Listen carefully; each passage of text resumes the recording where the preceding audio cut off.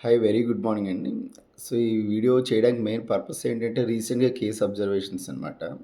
So, most of the pets జనరల్‌గా క్లినిక్‌కి ఈ మధ్య తీసుకొచ్చే కేసుల్లో చాలా వరకు ఏంటంటే, వాటి టోటల్ లైఫ్ స్పాన్‌లో ఒక 60-70% ఆఫ్ ఏజ్ దాటిన తర్వాత, ఫర్ ఎగ్జాంపుల్ లాబ్రడార్స్ ఉన్నాయనుకోండి, వాటి life span around 11-12 like that, right? So, వాటి ఏజ్ ఒక 7, 8 ఇయర్స్ దాటిన తర్వాత, ఫర్ ఎగ్జాంపుల్ డాషన్స్ ఉన్నాయనుకోండి, 13-14 ఇయర్స్. సో, వాటి లైఫ్ స్పాన్ అరౌండ్ హ్మ్, 8-9 ఇయర్స్ ఇలా క్రాస్ అయిన తర్వాత మోస్ట్ ఆఫ్ ది కేసెస్ చాలా వరకు ఏంటి క్యాన్సర్ కేసెస్ రిపోర్ట్ అవుతున్నాయన్నమాట. సో, దానికి రీజన్స్ ఏంటని మనం సెర్చ్ చేస్తే సో మెనీ రీజన్స్ ఉండొచ్చు. So, age factor, genetic factor, so many reasons ఉండొచ్చు. కానీ ఆహ్, సో కామన్ కాజ్ ఏంటంటే పెట్ పేరెంట్స్ యాక్చువల్‌గా పెట్టే ట్రీట్స్ అండి. Actual one of the reason అనమాట. వాళ్ళేంటంటే పెట్టే ట్రీట్స్ కూడా బోన్స్ అని, అవని, మంచీస్ అని whatever it may be.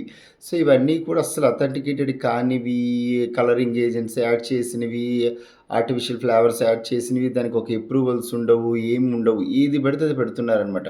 So, ఒక్కసారి మీరు ఆలోచించుకోండి. మీరసలు నిజంగా పెట్స్‌కి ఒక లవ్‌తో, ఎఫెక్షన్‌తో ఒక మంచి ట్రీట్స్ ఇస్తున్నారా? లేకపోతే ఒక పాయిజన్ పెడుతున్నారనేది ఆలోచించుకోండి. సో, ఆహ్, చాలా కేసెస్ రిపోర్ట్ అవుతున్నాయి. సో, అందువల్ల ఏంటంటే మీ ఒక్కసారి పెట్టే ఆ ఎఫెక్షన్ అనేది ఆ ట్రీట్స్ రూపంలో ఇస్తున్నారు గానీ, ఏమి ఇస్తున్నారో ఒకసారి ఆలోచించుకోండి. So, be careful.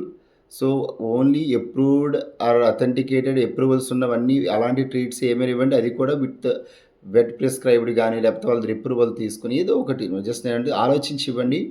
బట్ ఏది పెడితే మార్కెట్‌లో ఆన్‌లైన్‌లో దొరికి ఏది పెడితే అది మాత్రం దయచేసి ఇవ్వద్దు. దానివలన you are not giving love but just giving a poison, right? So, think about it. Thank you. Thank you very much. Have a nice day.